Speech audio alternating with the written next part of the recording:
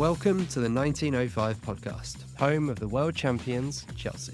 Each week, Joe and I bring you our unfiltered takes on the highs, the lows, and everything in between, following the Blues from Gate 13 of the Matthew Harding stand. Let's hit the notes. Okay, welcome to an extra special episode of the 1905 podcast, because it's not just me today and Joe. Say hello, Joe. How are you? I'm very well. How are you guys?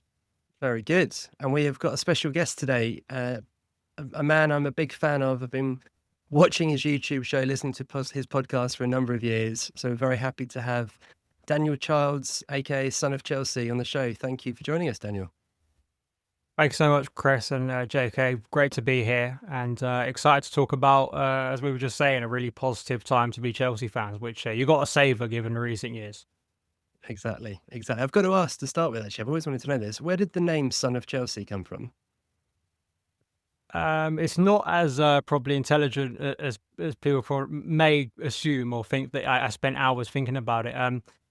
The excuse I would give, or at least the reasoning I think I came to that name, was kind of twofold. Because my family, I'm sort of like third generation Chelsea fan, sort of growing up in the local area. But then also I remember at the time, Duffer of St George was kind of a big thing, or like, because George Groves at the time was kind of in his pomp, and he was sponsored by Duffer of St George, and he was wearing a lot of that stuff at the time. And I don't know how I eventually put sort of two and two together, and I just came up with Son of Chelsea. So I think it was those kind of dual things, that I was a son of a load of Chelsea fans, and the Duffer of St George sort of stuff making me think that that was kind of a link. I would say that was probably, I can't think there was another reason for it. But if the timings are right, something about me thinks that maybe my Twitter name was Son of Chelsea for a longer period of time. I don't know, but that's I probably could have come up with a smarter answer that wasn't true. But that I think that was the origins of the name, to be honest. It works. It works as a name. Okay, so we've got a few things we want to talk to you about today. We're gonna do a little bit about the present feeling going into the season, and obviously the big game against Palace on Sunday. And then we're gonna go a little bit off piece and ask you some questions about your Chelsea past and where you see the future going. But we'll start with the present day. And yeah, it feels like the buzz is around Chelsea, both in I think among the fans, which it definitely has been since the World Club Cup, but also in the media.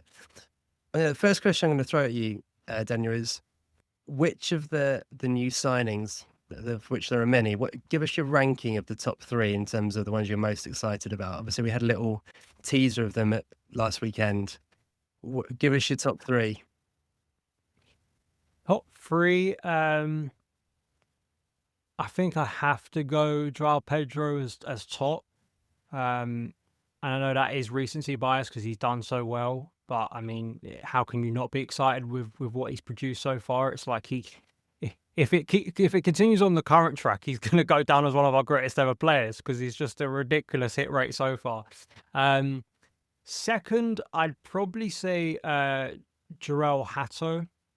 I was just very adamant at the start of the summer that we just had to get a backup left back. Like, it was just, and because everyone was stressed about the striker and a goalkeeper and a centre back and other areas there, people were so sort of adamant that those were kind of the key positions. It was slightly concerning to me that, is this going to go under the radar and we're going to walk into the season where Cucurella, who's already played a ridiculous number of minutes, I think in the end last season he played like over 4,000 minutes. He played the most minutes of any outfield Chelsea player last year. So, and I think as a quality option, I think Hato, I mean, we saw it in the 2 pre-season games. It looked like he'd been playing at Chelsea for a number of years, like seamlessly slots into what Cucurella provides. And hopefully almost a bit of a succession plan in that position for the long term, who could maybe take over from Cucurella one day. So I like that. Third, I think I mean, can I count Esteval? Esteval was bought last year, but we haven't seen him till now. So I guess it's a slight cheat, because yeah, you look at Esteval, and I am a big advocate, and I have been for a long period of time, and not putting the pressure of the world on his shoulders, that he has to be this superstar and the savior figure. But if he can play anywhere close to his best and produce anywhere close to what his biggest advocates have kind of said for a number of months, I think at the very least Chelsea are going to be a very entertaining team to watch. Yeah, great. He's so fun to watch, isn't he, already? Like I couldn't help but just keep smiling, like with a big silly face on when watching him the last two games. And obviously the names that have talked about him, Neymar's come out. I think Rivaldo was quoted last week that as long as Chelsea look after him, they've got someone special. Do you know what's really nice about him as well? Is he just plays with a smile on his face, doesn't he? He's a bit of a throwback, really. Obviously, football's so serious now, but you've got in him and Cole Palmer just these two sort of anti-personalities of how football is. It's really refreshing. João Pedro, I feel like I change every week who I compare him to, because at first I was, he reminds me of Anelka, and then I'm like, actually he's got a bit, like, he's got so many different qualities. And Joe and Hato, I'll throw over to you. Joe's our kind of resident expert on any defenders. Joe played at a very, very good level himself. You liked him the second we were linked to him, didn't you, Joe? And you obviously started watching some sort of scouting videos on him, and you were like, yeah, this boy's special. You could see it straight away. I mean, he can attack, he can defend, he can cover, he's got pace, he can cross, he can shoot. And in recent weeks and recent games, or I should say, with Cucurella, you've seen him go from a player that improved to suddenly someone that you can't drop. And I think, like Daniel just said there, the two games that he's come on in limited minutes in the preseason friendlies, he hasn't looked out of place one little bit. And that introduction to go from left back to left centre back, which Cucurella does, which allows the other players to move over the pitch, which gives us the extra wing on the other side, and vice versa when it happens the other side, is just incredible. He understands it straight away. It's funny how this system for Chelsea seemed to be, at the start of Maresca's sort of reign, was quite difficult to pick up. And whether or not he was still using those Pochettino tweaks, we don't really know, because Chelsea's, as we know, their form fell off a cliff after Christmas. Was he changing stuff? Was he trying to go back to, was he trying to implement things of his own system then, and it wasn't quite happening for us? But Cucurella was, as we know, was one of the only ones that seemed to really understand what was expected of him. But all these players that have come in now, Dan has mentioned Pedro, and we haven't mentioned Delap yet, but everyone seems to just understand what we are about now. And it seemed to be in that Club World Cup, there was a few games where we did try some things. I think the Flamengo game, we did try some stuff, and we actually lost the game, obviously, when Jackson got red carded. But we were implementing some different styles of play, some set pieces, some formation changes. And it's nice to see the young players coming in now with kind of no fear. They kind of go, oh, I see what Cucurella is doing. I get it now. I can just go and do that. And there's lots of other players, like Santos is another one, with Fernandes and Caicedo, just gets it. You saw him play against Milan yesterday, on Saturday. And that assist for the Delap goal at the end, I mean, just remarkable. Getting himself in that high position. I thought he was more of a defensive player, but maybe he's not, So it's just great to see all these new signings that have come in, and none of them at the moment. And look, it's early days, not getting too carried away, but they all seem to be just seamlessly coming into the team, and there's no kind of real upheaval or struggles at the moment.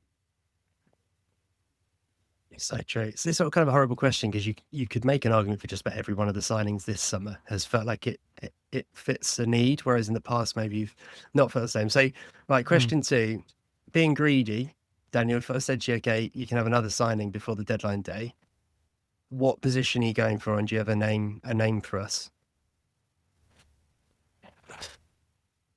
My instinct, like reading this question and kind of thinking about it, arguably, I think centre back is one of a concern at the moment. It absolutely is. I understand people's arguments of Levi going down is a massive blow, and you can't really rely on Fofana's injury record. What happens if another one goes down injured? Is there enough quality? But and I hate saying this, because he had, his reputation as well is probably the highest it's ever been at Chelsea, and may also ever be, and that's of course Rob Sanchez. But I'm still, it is the one slight regret of the summer of how close we were to securing Mike Maignan. And I just think that was a deal that I think was so obvious to do. And I still have concerns that the longer light shines on Rob Sanchez, we may see him return to his previous self. The evidence, unfortunately, leans in the negative of Sanchez rather than the positive. What I mean by that is, if you take a very broad view of Rob Sanchez at Chelsea, to be positive, you have to effectively take the last couple of months, which arguably is kind of a sort of a reflection of Chelsea in whole, really, if you think about it, like, you know, in the last couple of years. So maybe that's genuine. He has transformed. However, I still kind of look at Sanchez's whole CV at Chelsea, and first season poor, majority of the second season quite poor, and as I said, a run that was really good. But you goalkeeper is such those two areas of the pitch, goalkeeper and striker, are so defining, and I just do ponder whether we're going to come to rue that, because at the moment, in some ways, the high sort of positivity around the Club World Cup win, just like when we won the Champions League, not to the same height, obviously, but you kind of do get swept up in it, and maybe we're all guilty of it. We get swept up thinking the team's further along than it actually is. And then in about 6 months' time, we look back and go, well, actually, maybe we did rest on our laurels a bit much. And I just think goalkeeper, because it's also a nice, you don't want to condemn someone saying you're a stopgap, but obviously Penders, at least from what we understand right now, is seemingly the long-term play there by Chelsea, a little bit like Courtois. So yeah, Mike Maignan, I like the idea of signing Xavi Simons. I have actually become a lot more positive statistically about Garnacho, although there are some red flags about him. But I don't think either of those players are essential in the sense that we can't survive the season, or there isn't enough rotation for Maresca with what he has already.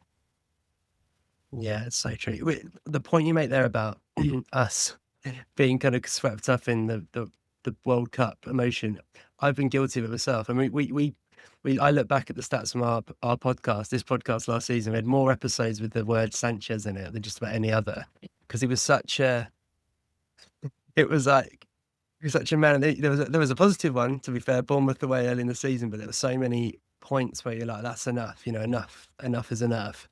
There was a point, Joe, it was like, I think it was at the start of the World Club Cup, I think you sent me a message saying like, we will not finish above fourth in the league next year with Sanchez in goal. And then by the end of the tournament, we'd kind of go, oh, maybe it makes sense for one season because of Penders. But yeah, it's gutting, isn't it? Because Mannion, because of his age, it just felt like he made a lot of sense, or he wasn't a long-term blocker for Penders. But yeah, I'm with you on that. And also, it's what it does to the defence in front of you, right? Like every Chelsea team we have seen win the league has had either Cech or Courtois in front of it. And when you have goalkeepers like that, it transforms everything. As John Terry used to say, it's worth 12 points a season, Cech was. Yeah, Sanchez just doesn't fill you with that hope, does he? Well, maybe that leads us on really nicely to the last question in this small part, which is, what are your expectations for the season? If going into it now, I'm not necessarily asking for a prediction, but what would you take now as we stand going to the first game of the season? For saying, right, here's in the end of May, this is where Chelsea will have finished in the league. What are you saying, and what are you saying in the Champions League and domestic cups? We look back and we go, yeah, that was a good season. What does it look like for you? It's pretty much the Forest game back in May. I think the most important thing for me is the points gap to the eventual champions, and that points gap being the lowest it's been since we last won a Premier League title.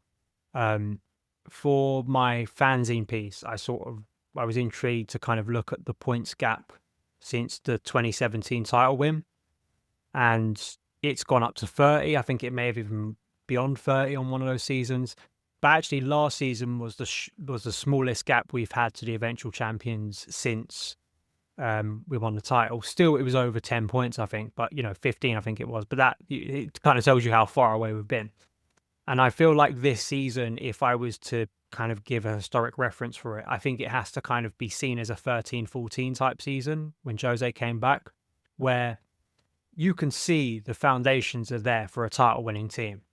There's a feel about it. There's some big wins. There's runs of consistency. But as Jose's famous little horse quote after we beat Man City, and there were things about that team that just weren't quite there. But and then proceeded and then after that we had one of the best transfer windows I think I've ever seen as a Chelsea fan. Really, just so clinical, so surgical. You go and you sign the creative midfielder, you sign an amazing centre forward, and then Matic in the January before then. So And that team, I think, was about 4 or 5 points just behind Man City right at the end. That's what I want from Chelsea. And that could be third. That could even be fourth if we have a really tight title race that we haven't really had for some time. I think the high ceiling for Chelsea this year is third. I think that's the best Chelsea can hope for is third.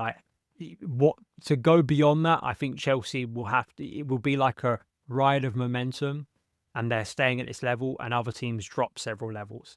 But if we can end the season in a place where we are below 10 points from the eventual champions, I'm sort of sitting there and going, okay, now you can seriously look at that and go, there's a reason why we can maybe go next year and finally be there to challenge for the title. The cups, I think, are always difficult because in all three of them, the Champions League, the FA Cup, and the League Cup, and I've done this for predictions for years, that we all can sit here in early August and say, oh, we're going to do this, we're going to do that, and then you are kind of at the mercy of cup draws, as we've seen in the past, right? Like Chelsea sometimes get favourable draws. I'd love to win the FA Cup. We have to break the Wembley curse at some point. I mean, my joy from going to Wembley Stadium has had to be found from everything other than watching Chelsea. It stretched as far going with my girlfriend to see Taylor Swift, going to see wrestling there, going to see non-league games there, going to see pointless England internationals. I need to walk away from that stadium being happy watching Chelsea win. So I'd love to see the FA Cup come back to the Bridge because it's such a historic trophy for us as a club, and it's been too long without winning it. The Champions League, it's a real exciting adventure, right? Because it's the new phase, and I'm excited to see how our team does against some elite opposition. I'm going to say quarterfinal. I think if you get to the quarterfinal, your first season back in it, I think that would be deemed a good season in the Champions League. So a rambling way of saying probably third FA Cup win. We'll see what happens in the League Cup. Probably a dodgy draw, and the Champions League quarterfinal. And honestly, it's so similar to how I feel about the season, to be fair. Joe and I were talking before and actually had exactly the same chat around 2013-14 and even 2003-4, where we finished second to the invincible Arsenals. And both, you could sort of, you can smell it, can't you, a title win? You can sort of smell it, I think, when you've won it a few times, which we have now. And even with that 13-14 team with Jose, you're like, you could see those strikers, Eto'o and Bar, Torres, that isn't quite good enough to win you the league. We're missing that creativity, like I said, which Fabregas filled in. And you can already sort of see this season being sat here in February, March going like, yeah, we need a goalkeeper and a centre-back, don't we? And that'll be our kind of clinical summer potentially. But yeah, I think that would be progress. The Wembley thing, honestly, those 3 Liverpool games have killed Wembley for me. Like they've been so painful. I got a ticket offered to a mate to see Coldplay, who I have to say I do like, at Wembley in a couple of weeks. And I was like, do you know what? It'll be good because it's nice to go to Wembley and not be playing Liverpool and losing on penalty shootouts or horrible last minute goals and stuff. So yeah, that I'm with you on that. Right. Thank you for that. We're gonna talk about Palace on Sunday. I think the quick one is probably lineup. I mean, we're probably all expecting 10 or 11 of the same that we saw against Milan, right? Any objections on that? Any other thoughts? I think Esteval's got a chance.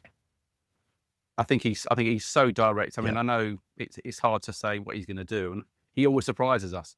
I don't think Maresca ever really picks the same 11 too often. So I don't think you can rule him out. Other than that, I think you're pretty close. The only other one is possibly Achampong coming in for Tosin. I think I'm a big lover of him. I think he needs to, if he's going to be the real deal for us. I spoke to Chris about this yesterday. I think if he's going to be the real deal for Chelsea, he needs to play, and he's going to be at the club. He needs to start a lot more games. He can't just be coming on for 5 minutes and 10 minutes here and there. For his long-term progression, it's either a loan or he starts. So I think I'd like to see him coming to the side until Fofana's obviously fit and ready to go. But yeah, they'd be my 2 potentials. And you're a fan of Josh as well, aren't you, Dan? Yeah, I am. I think this could be a really big breakthrough season for him. I think it says enough that of some of the status of clubs that were trying to potentially sign him when it looked like his Chelsea career might have been over about a year ago. And And he's just like with a lot of Cobham players, right? He comes into the first team. He's versatile. He looks mentally and physically ready. He looks so composed on the ball. It shouldn't be a shock anymore that our academy players are able to do that. There is a bit of the Trevor Chalobah. I'm probably Trev's biggest fan, so there is a similarity of like when Trev broke through, there was kind of a series of events that enabled that breakthrough under Tuchel. And it was the Koundé deal not happening, Kurt Zuma leaving, us not going out and signing another centre back, and suddenly Trev takes the opportunity that is presented to him. And I think for Josh, it's kind of similar. Like if Levi's fit for the whole season, you're kind of thinking, where are those minutes going to come from? And suddenly a door has opened up. And I agree that, yeah, he can't just be because there's no Conference League minutes this year. So there aren't like those easy kind of, these are the minutes that I'm gonna specify for my young players. There's none of that this year. But I think that Chimpon, because he's got an ability to play across a back line, that's really good for him. Because he doesn't have to be specified and restricted to one role. So hopefully that will gain him more minutes across the course of the season. But my instinct is telling me Tosin and Trev, because it's a centre-back pairing that I think Maresca really trusts. But the good thing is I think Achimpong is right there to bash that door down. And I think I wouldn't be surprised just watching his performance against Bayer Leverkusen, the sense of control that Chelsea had in that game. And in two halves, he goes from right centre-back to left centre-back. And I thought had a really composed performance. And Maresca knows that in a sticky patch or an injury crisis, I can throw this guy to left back or to right back, and it could probably still work out for me. So yeah, that's the big one. I just wonder. I think there would be a clamour from all of us. Kind of, if you go into the game, I think there's a lot of people, because I wasn't at the preseason friendlies, to see Esteval for the first time. I think emotionally we'd like to see Esteval, but I do understand the logic of going with Pedro Neto and just easing Esteval in a bit more. I don't think it's a negative about just holding off a little bit and just being a little bit cautious with him, because physically, the Premier League is very different to what anything he's encountered before. Palace, as we know, can be a physically robust test, and yeah, that's it. But I'm quite excited because I did sort of, I don't know about you guys, but I watched that Milan game, and in about 20 minutes I was looking at that team and going, that to me feels like a Premier League starting 11 or very close to it, more so than the 11 that started on Friday against Leverkusen.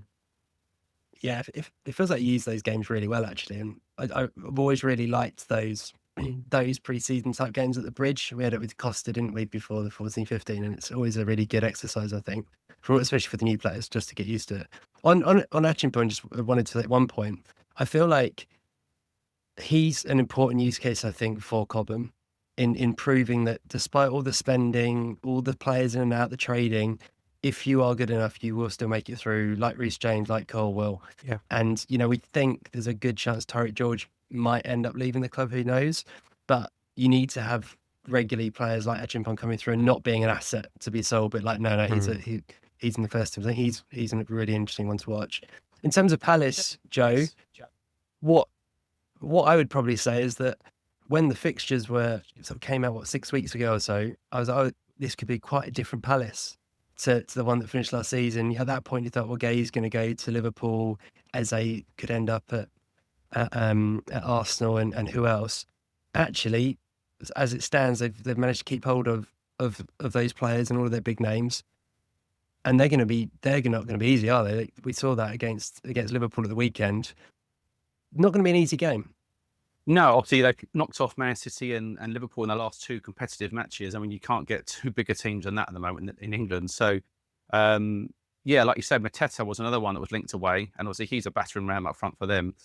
Always he's played quite well against us as well. Even if he doesn't score, he's quite a good performer. I like Palace, and our record against them, as we all know, is mind-blowingly good. 2 draws against them last season, which was I think in both games we felt we should have won both of them, but we didn't. However, yeah, I think we're different. I agree that Palace haven't got any worse, and they got confidence from the 2 games I just mentioned. But I think this Chelsea team is remarkably different to the one we saw last year and previous seasons. So that's where my confidence comes for the game. I'm not saying we're going to go and beat them 4-0 or something silly, but I really believe the back four, even though we've lost, poor Levi Colwell this week with the injury, I still think that we are going to score a lot more goals than we concede this season, which is obvious because, we're a top team.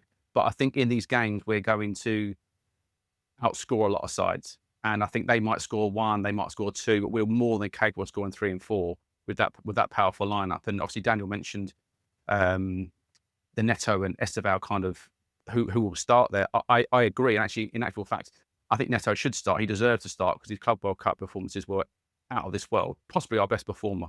And if you imagine the Palace left back having to play against Neto for 60 minutes and then 30 minutes or 35 minutes of Esteval, I mean, he's going to just wish he was dead, quite frankly. So my confidence comes, I think, with Chelsea that they've turned a corner, and I think in the Premier League there's a lot of tough matches. It doesn't matter who you play, you're going to get a good game against everybody. But I think Palace are certainly one of those games at home where we should be looking to pick up 3 points. Right, I'm going to put everyone on the spot. We don't normally do this, but it's the first game of the season. Right, predictions. Joe, you're going for a lot of goals by the sounds of things. I'm actually going to say 3-0.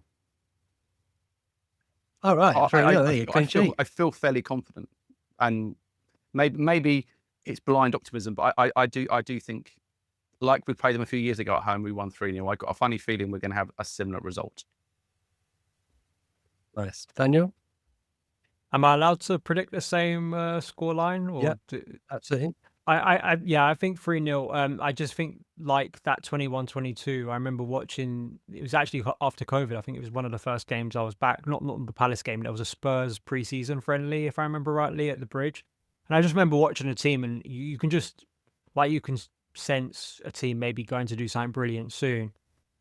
The level of performance, my eyes, I don't think are deceiving me. They may be, but the quality of performance, the ferocity of the performances at the moment are so good that I think we can overwhelm teams. How long that lasts, I don't know. But yeah, I think that the energy of that Bridge crowd is going to be the most positive it's been in a long time. And hopefully, we can do the business, because I was slightly concerned in that Milan second half and periods of that Milan game, how sloppy we were, it seemed like, against 10 men. Mm-hmm. And that's something Maresca wants to stamp out, because you can't be doing that in a serious competitive game.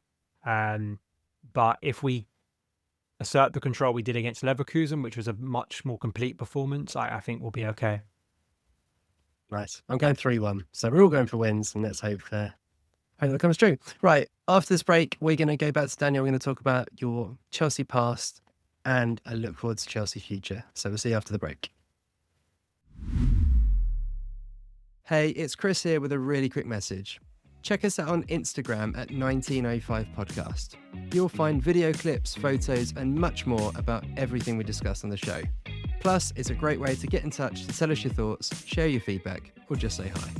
Follow us on Instagram at 1905 Podcast. And now, back to the show.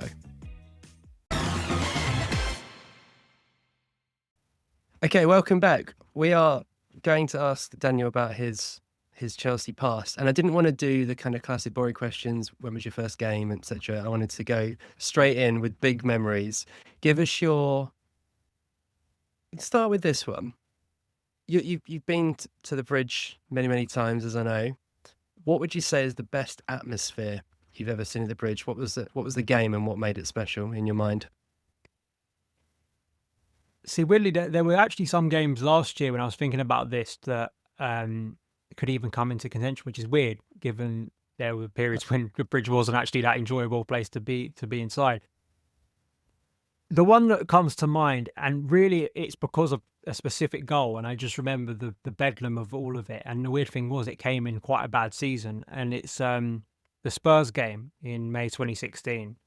The Hazard goal in particular, I don't think I've seen the Bridge go that mad for a single goal, which again is bizarre, because I've been there when we've scored title-winning goals or Champions League, goals in knockout games, and you think, like, even goals last season that were much more important in the context of our seasons, of actually doing something.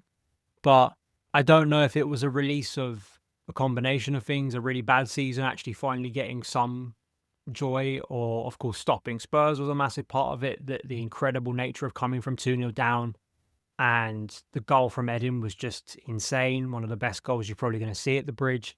Yeah, it's still in my mind. I just remember just the bedlam of it all, to be honest, of everyone just going absolutely insane. And that's really sticks out. It's probably not like in terms of, would I say the best game I've seen? And no, like I think there have been better games and better performances, but in terms of atmospheres, the only other one recently that comes to mind was, fun enough, again in another quite depressing season, was Dortmund at home. Yeah. I was quite taken aback at how loud that. I remember Dortmund, the whole build up to the game, walking to the stadium and the atmosphere of that game and winning the game. That was quite big as well. Yeah, great shout. That Spurs one, I remember going down to the bar at half time. We were 2-0 down, weren't we? And it felt so depressing because you come in, it was like the fans were so hungry for us to turn up that day. It'd been the stuff we'd won at Bournemouth, and we at the game before, and everyone's like, "You've got to beat Tottenham. You can't lose Tottenham." And then it all looked so flat. And yeah, that second half, evening games at Bridge are always special out there at every ground, but the electricity in the ground, and then the absolute S-housery in the last few minutes. Remember, we had a free kick, and instead of putting it in the box, we put it in the corner flag, even though it was 2-2. It was just amazing, like proper sort of party atmosphere after the games. Remember, and Dortmund one, we sat together, we stood together, didn't we, during the Matthew Harding Lower for that game, and that was in recent times was special. Good shouts. Right, favorite and worst ever season supporting Chelsea. What seasons stand out there? Favorite, it's still 0405 for me, and I think it's kind of, because it's kind of a childhood thing. Like I was idolizing Frank at the time. It's still the best Chelsea kit ever made, in my opinion.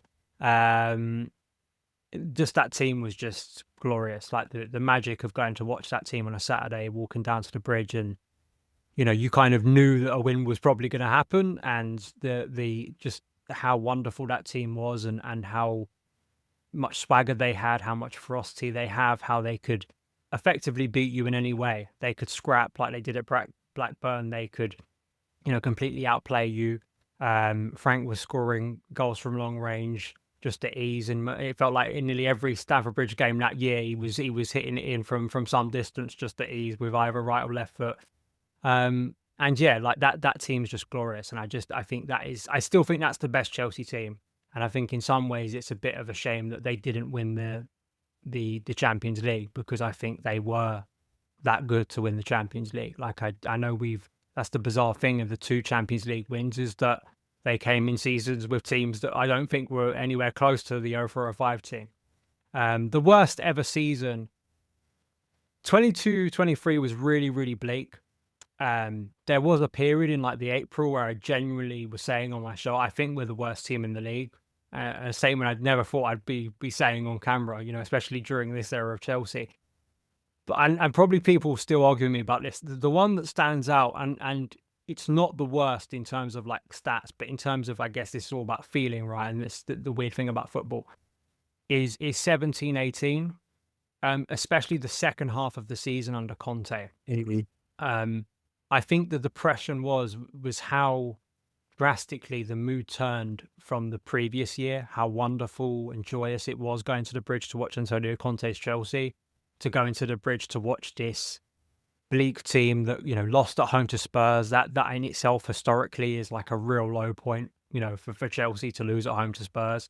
The Man City away game is still like one of, I would argue with people till the end of time that the 1-0 at City is worse than the 6-0 by Sarri, because the 1-0, it felt like we'd surrendered when we turned up. Like it wasn't the case that they just blitzed us. We just couldn't be asked that day. And I just thought it's such poor management by Conte, who's an incredible coach. I just thought it was such poor management to also surrender top 4. Like I think we were second on New Year's Day, and somehow we ended up 5th.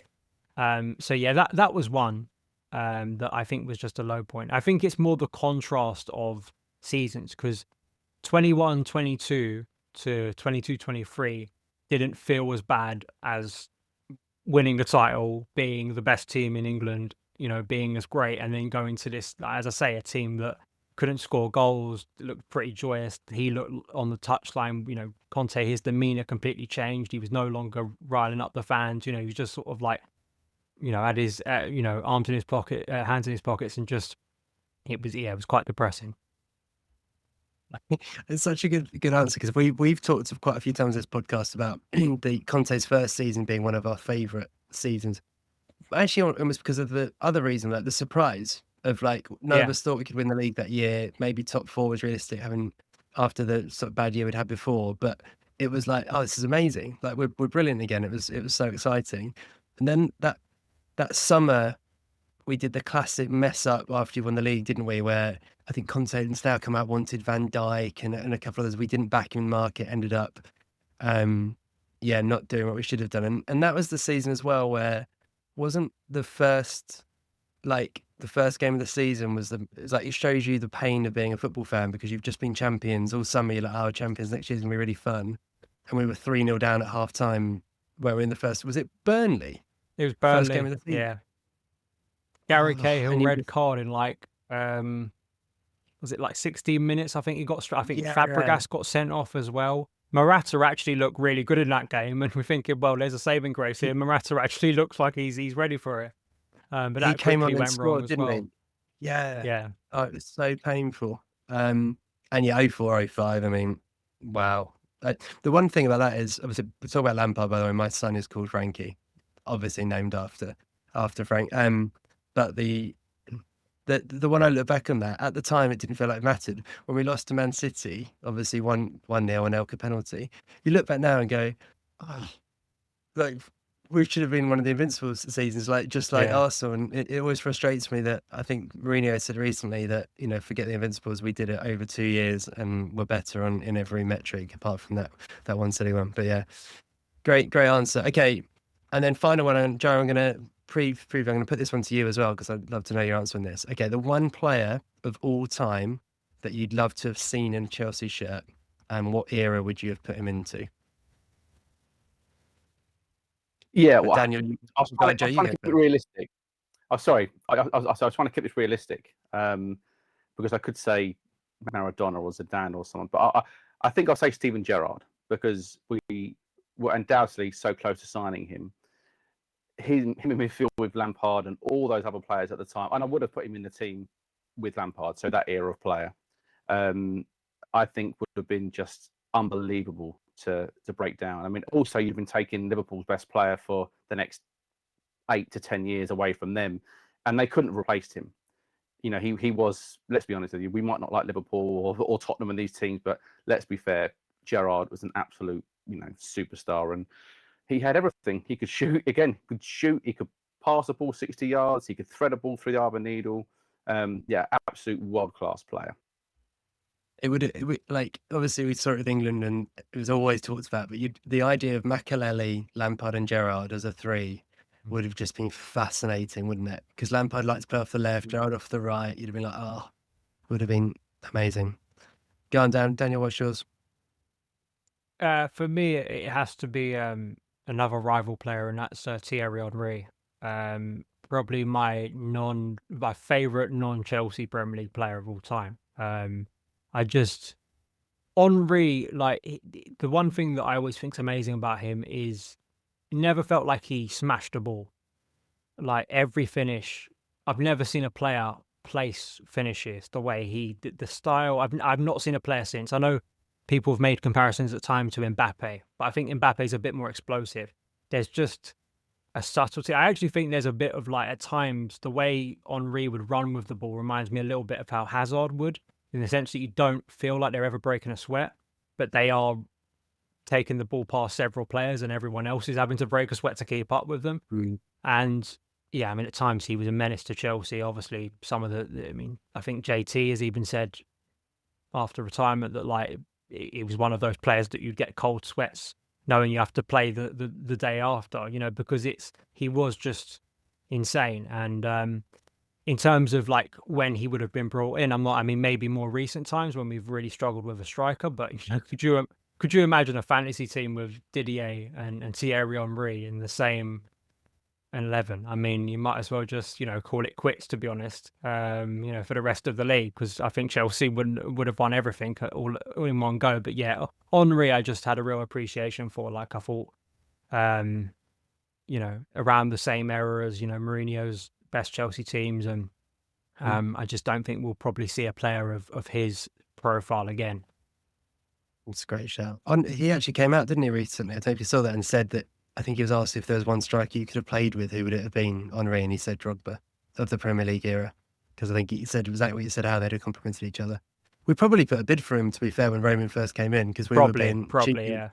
We were being cheeky, weren't we? Right, we look to the future, and you can see there's a bit of a focus on the questions here, which is, I mean, talking about Stamford Bridge and atmosphere. So I'm gonna throw the big question at you first.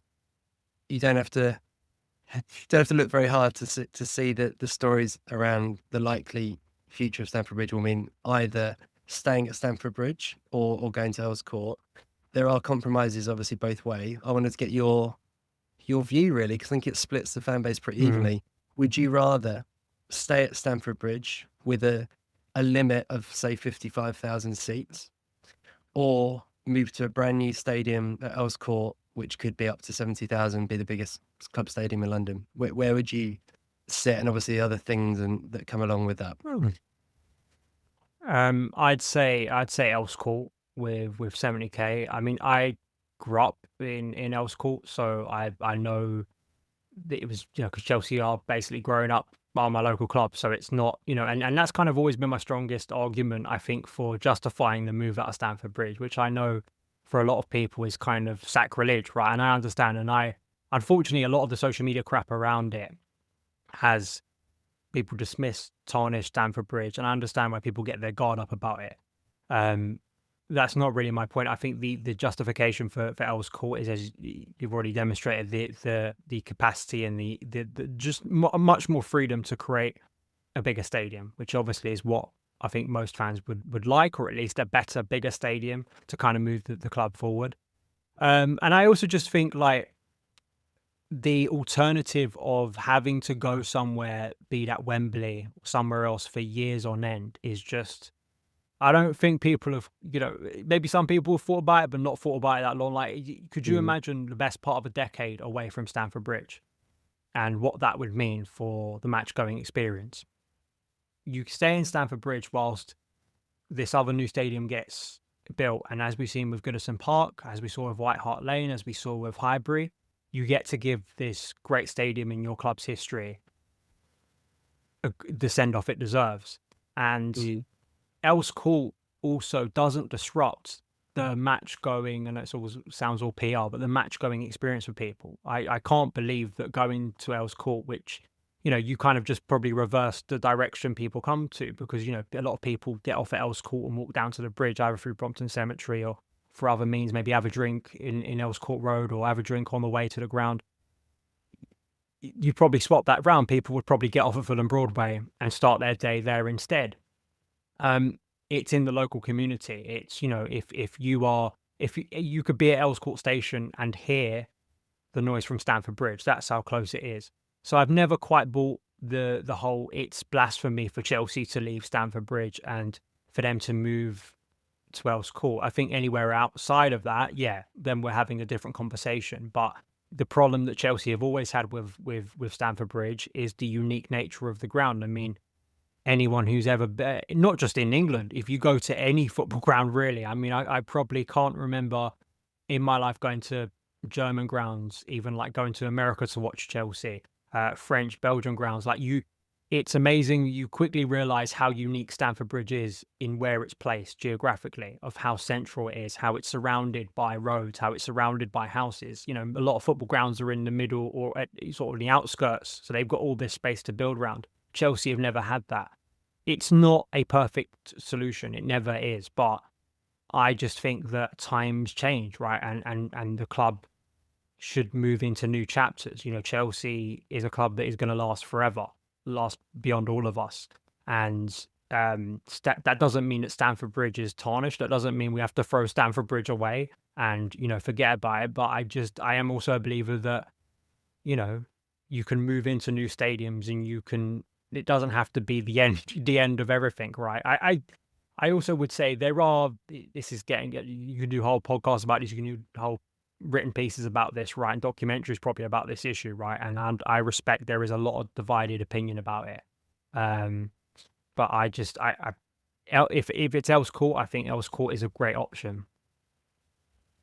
Yeah, Joe, I mean, I'm on the same opinion. To be fair, do you have a differing opinion on that?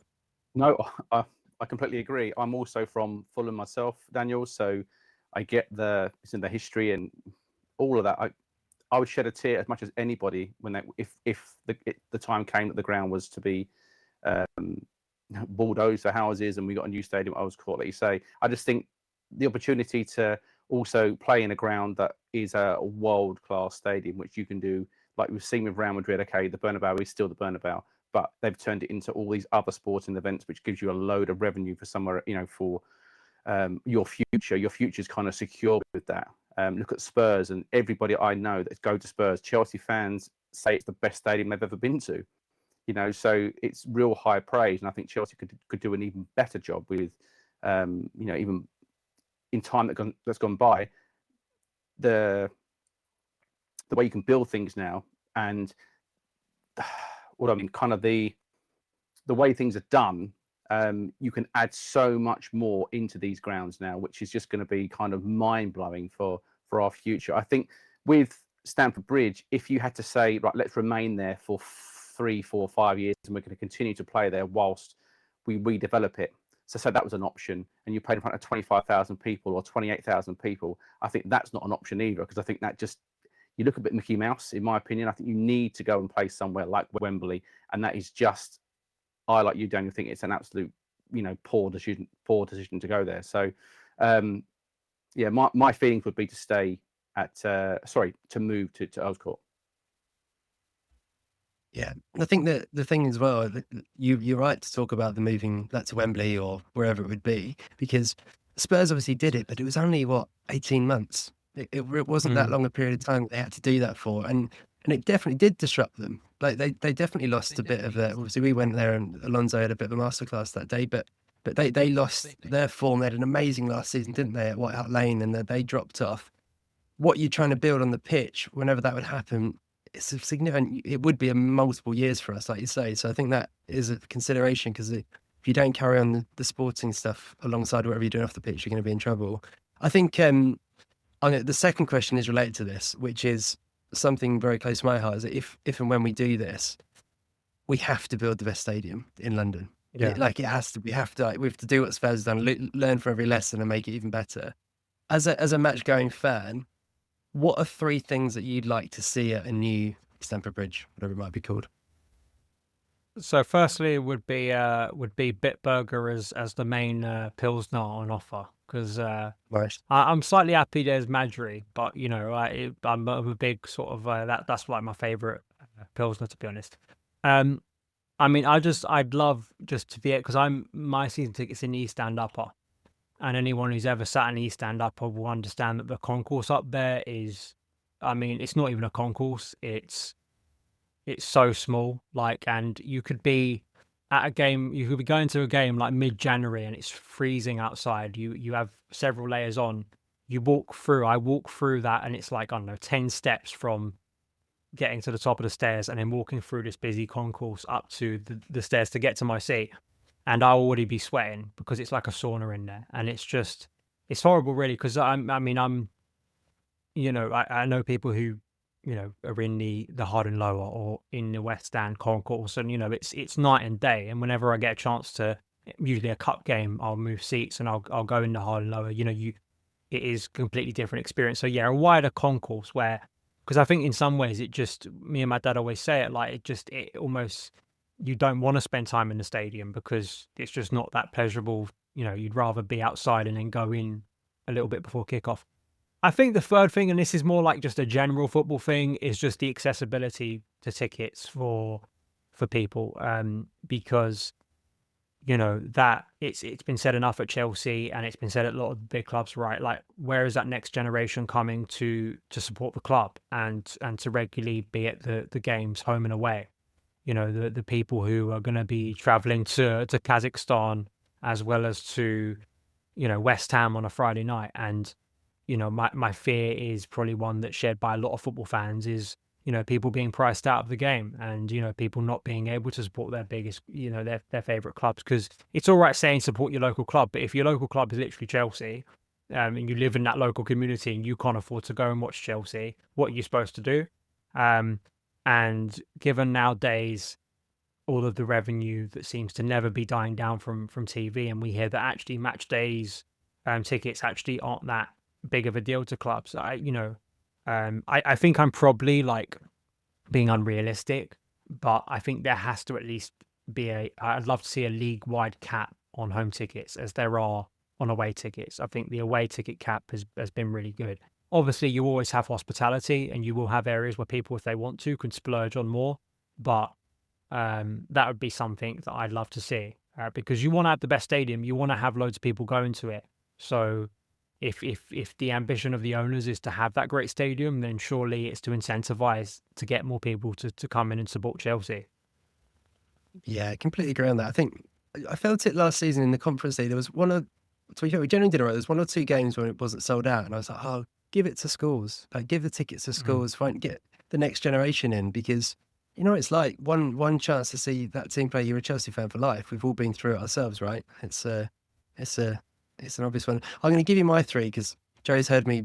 I bored him with these before, but I've got to do them. Number 1 is definitely echoing the idea of decent beers in the ground, but actually more like just generally a good experience, which I am really excited about, particularly with Todd Bowley, because I think that American sport mentality they bring in of just the match day experience and getting, I'd happily go into the bridge a couple of hours early if there was good food and drink in there, but you're never eating in the ground. It's just horrendous. And even the beer, if you can get one, it's like, I mean, hopefully actually the new offering this season is a bit better, but actually a ground that you'd want to go into and actually enjoy the experience, I think would be a game changer after the game as well. I mean, Joe and I have done it occasionally, but actually being able to go, let's stick around, let the traffic go down and the keys to the tube and stick around for a bit, I think would be great. Number 2 for me is actually, it's a bit of a Spurs one, but I think having a singing end, like the Cop, like that single tier end.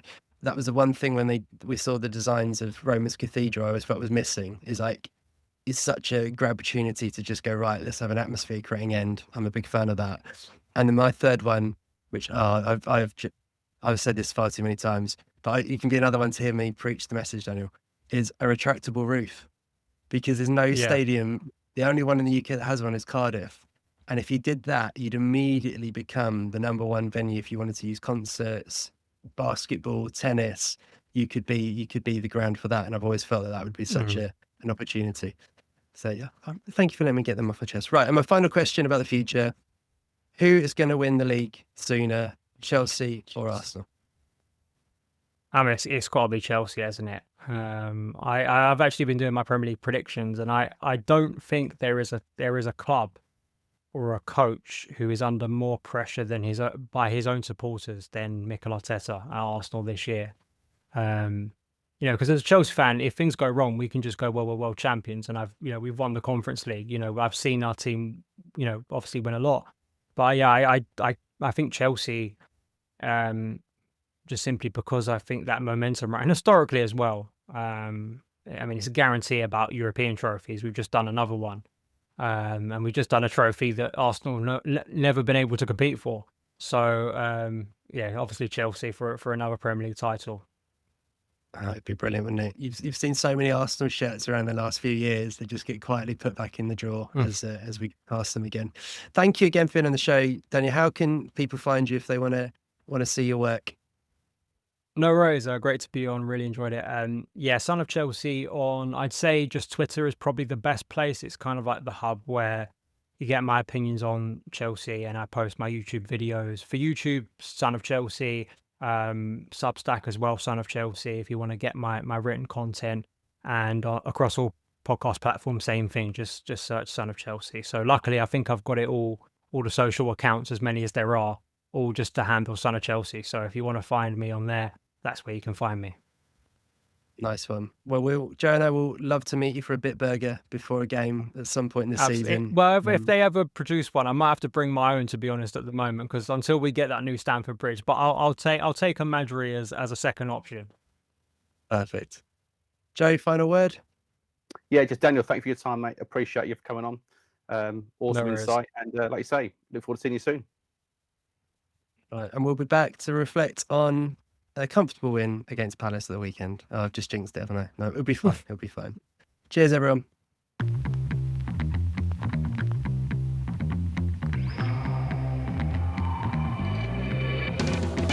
Those were the Chelsea notes for this week. If you enjoyed the podcast, do us a favour and share it with a fellow Blue. And we'd love to hear your thoughts, so leave us a review wherever you're listening. Wherever you may be, stay carefree, and remember, every little thing's gonna be all right.